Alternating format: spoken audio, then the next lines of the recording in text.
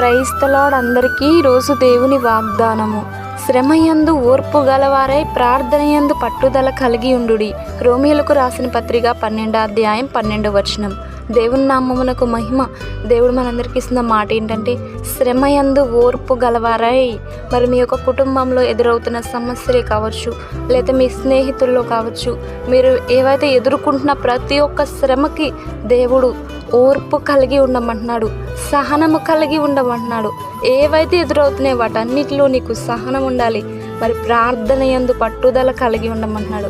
మీరు ఏవైతే ప్రార్థిస్తున్నారో దేవుని పట్ల ఒక నమ్మకంగా విశ్వాసంతో మీరు చేసే ప్రార్థన యేసయ్య ఆలకిస్తాడు.